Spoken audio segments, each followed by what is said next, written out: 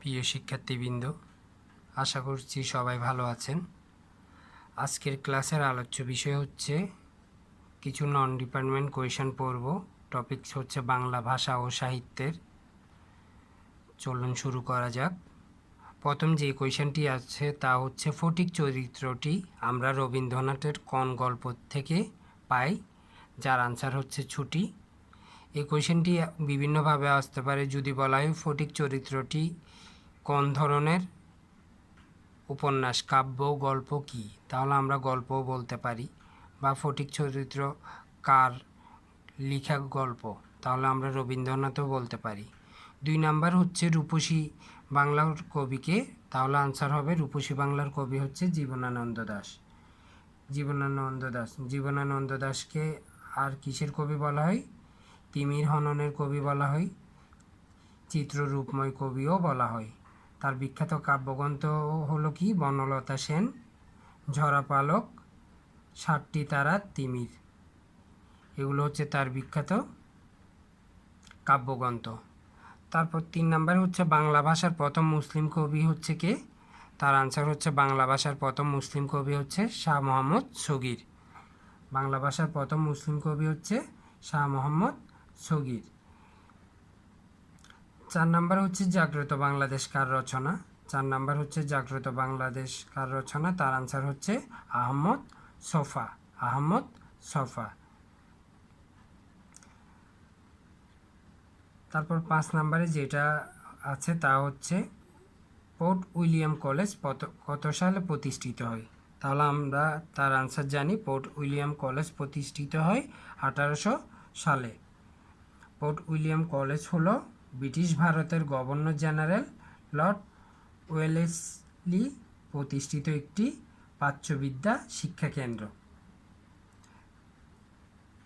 আর এটি কত সালে হয়? এটি 1800 সালে 9 জুলাই কলকাতার পোর্ট উইলিয়াম চত্বরে এই কলেজটি স্থাপিত হয়।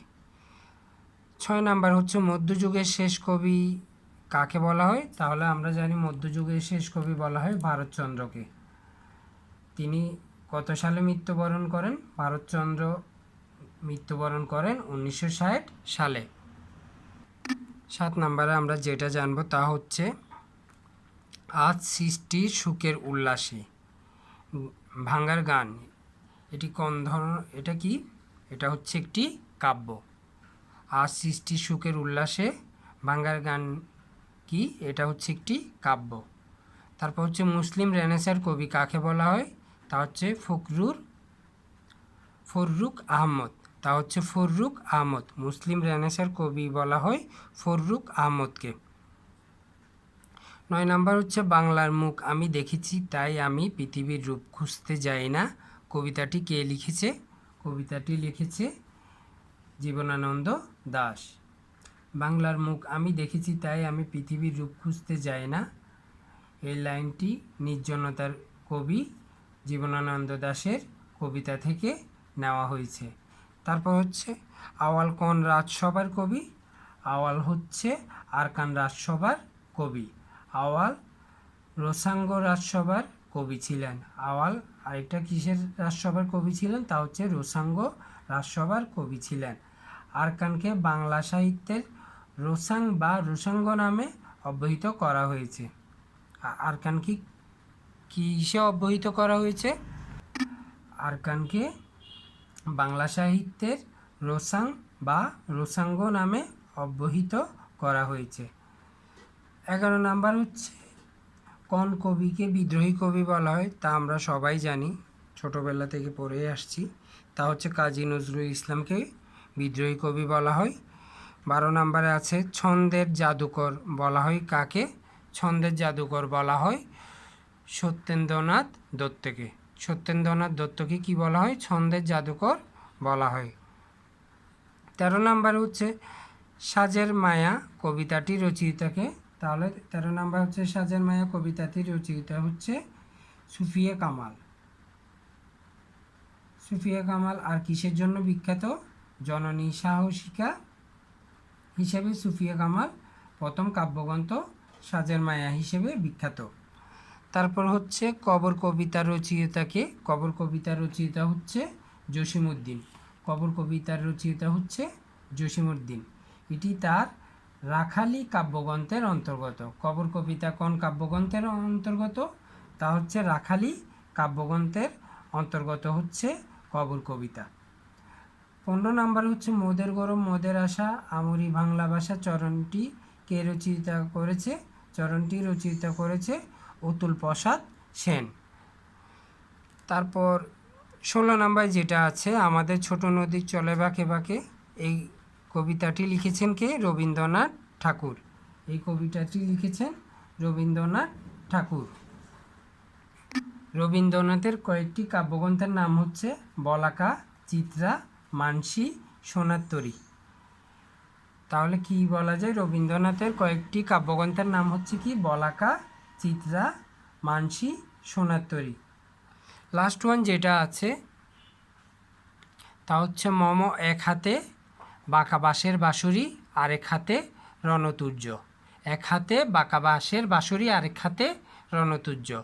কোন কবিতার চরণ এটি? তার আনসার হচ্ছে বিদ্রোহী কবিতা। তার আনসার হচ্ছে বিদ্রোহী কবিতা। কবি কাজী নজরুল ইসলাম রচিত অগ্নিবাণী কাব্যের দ্বিতীয় কবিতা হচ্ছে বিদ্রোহী। অগ্নিবাণী কাব্যের দ্বিতীয় কবিতার নাম কি? বিদ্রোহী। উপরোক্ত চরণটি কোন কবিতা থেকে নেওয়া হয়েছে? বিদ্রোহী কবিতা থেকে। এই চরণটি কে লিখেছেন? কবি কাজী নজরুল ইসলাম। তাহলে আজকের ক্লাসে আমরা কি জানলাম? আজকের ক্লাসে আমরা 17টি এমসিকিউ জানলাম নন ডিপার্টমেন্টের বাংলা ও সাহিত্য নিয়ে।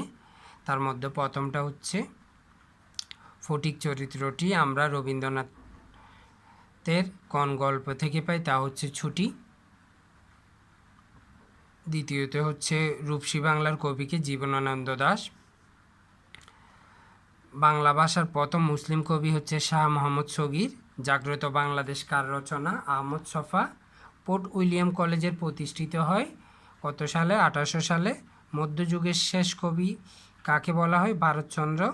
আজ সৃষ্টি সুখের উল্লাসে ডাঙ্গার গান এটি কোন ধরনের গ্রন্থ? তা হচ্ছে কাব্য। মুসলিম রেনেসাঁর কবি কাকে বলা হয়? ফররুখ আহমদকে। তারপর হচ্ছে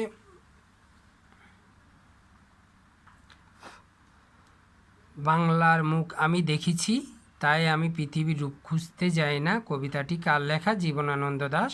আওয়াল কোন রাজসভার কবি? আরাকান রাজসভার। কোন কবিকে বিদ্রোহী কবি বলা হয়? কাজী নজরুল ইসলাম। তারপর হচ্ছে ছন্দের জাদুকর কাকে বলা হয়? সত্যেন্দ্রনাথ দত্তকে।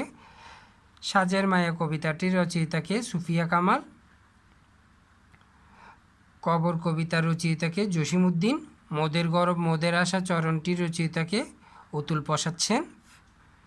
সেকেন্ড লাস্ট হচ্ছে আমাদের ছোট নদী চলে বাঁকে বাঁকে কবিতাটি কার লেখা? রবীন্দ্রনাথ ঠাকুর।